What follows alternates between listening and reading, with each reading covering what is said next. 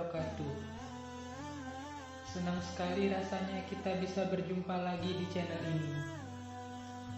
Salawat dan salam tak lupa kita curahkan kepada junjungan alam Nabi besar Muhammad Sallallahu Alaihi Wasallam. Allahumma sholli ala Sayyidina Muhammad wa ala ali Sayyidina Muhammad. Saudaraku yang beriman, pada kesempatan ini saya ingin membahas beberapa hal mengenai penghalang terkabulnya doa. Setelah di video sebelumnya kita membahas tentang sebab, waktu, dan tempat terkabulnya doa.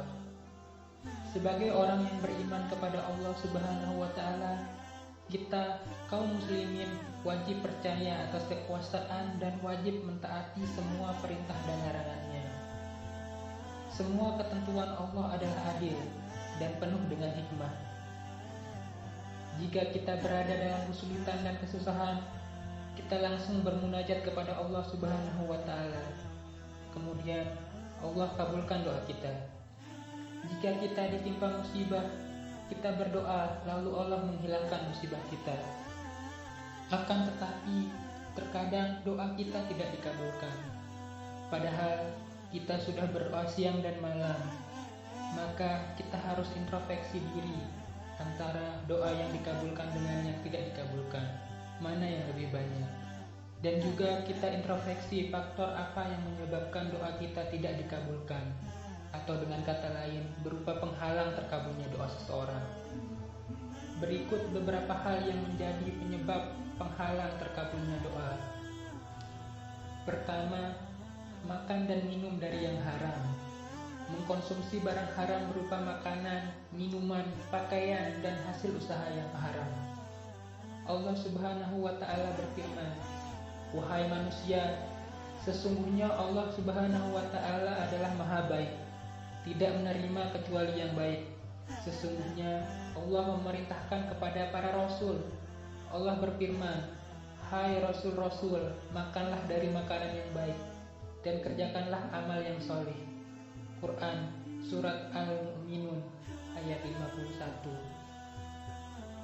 Dan Allah berfirman, hai orang-orang yang beriman, makanlah dari rezeki yang baik-baik yang kami berikan kepadamu.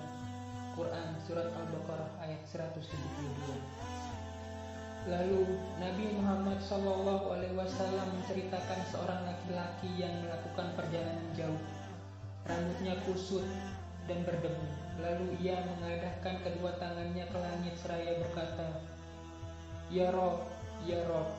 Sedangkan makanannya haram, minumannya haram, pakaiannya yang haram, dicukupi dari yang haram.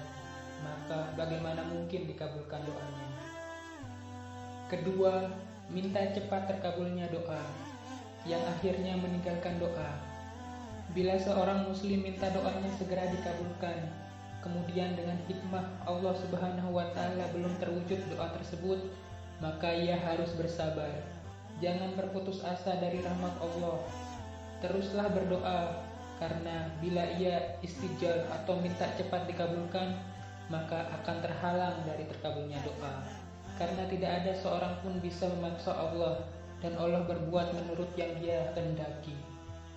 Rasulullah Shallallahu Alaihi Wasallam bersabda, dikabulkan doa seseorang dari kalian selama ia tidak terburu-buru. Ia berkata, aku sudah berdoa, tapi doaku belum dikabulkan. Dari Abu Hurairah radhiyallahu anhu, Rasulullah Shallallahu Alaihi Wasallam bersabda, doa seorang hamba akan senantiasa dikabulkan selama ia tidak berdoa untuk berbuat dosa atau memutuskan silaturahmi, selama ia tidak meminta dengan tergesa-gesa. Ada yang bertanya, ya Rasulullah, apa itu istijal atau tergesa-gesa? Lalu beliau menjawab, jika seorang berkata, aku sudah berdoa memohon kepada Allah, tetapi Allah belum mengabulkan doaku, lalu ia bosan atau putus asa, dan akhirnya meninggalkan doa. Ketiga, melakukan maksiat dan apa yang diharamkan Allah. Maksiat adalah salah satu penghalang terkabulnya doa, sebagaimana disebutkan oleh Imam Ibnu Rajab dalam kitabnya Jami'ul Ulum wal Hikam. Seorang penyair berkata, bagaimana mungkin kita berharap terkabulnya doa, sedangkan jalan kita sudah tertutup dengan dosa dan maksiat. Dosa dan maksiat mempunyai pengaruh yang jelek terhadap diri manusia, termasuk juga faktor penghalang terkabulnya doa. Keempat, meninggalkan kewajiban yang telah Allah wajibkan, sebagaimana ketaatan adalah faktor terkabulnya doa. Demikian juga meninggalkan kewajiban adalah penghalang terkabulnya doa. Salah satu kewajiban seorang hamba adalah amar ma'ruf dan nahi munkar. Bila kedua hal ini tidak dilaksanakan, maka doa kita tidak akan terkabul. Rasulullah SAW bersabda, "Demi Allah yang jiwaku berada di tangannya, hendaklah kalian menyuruh yang ma'ruf dan mencegah kemungkaran, atau kalau kalian tidak lakukan, maka pasti Allah akan menurunkan siksa kepada kalian. Jika kalian berdoa tetapi tidak dikabulkan." Kelima, tidak bersungguh-sungguh.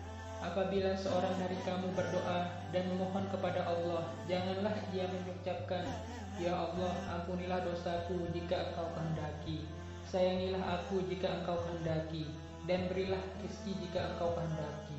Akan tetapi ia harus bersungguh-sungguh dalam berdoa. Sesungguhnya Allah berbuat menurut apa yang Ia kehendaki, dan tidak ada yang memaksanya. Bagaimanapun, sifat bersungguh-sungguh itu bukan hanya dalam masalah ikhtiar saja, tapi bersungguh-sungguh juga dalam berdoa sebelum ikhtiar itu dilakukan. Tidak sedikit orang yang ikhtiarnya sungguh-sungguh tapi lemah dalam berdoa. Itulah beberapa hal yang menjadi faktor penghalang terkabulnya doa. Semoga kita dijauhkan dari hal-hal tersebut. Mudah-mudahan video ini dapat bermanfaat bagi kita semua. Semoga Allah senantiasa mengabulkan doa-doa kita dan menerima amal dan ibadah kita. Amin ya rabbal alamin. Assalamualaikum warahmatullahi wabarakatuh.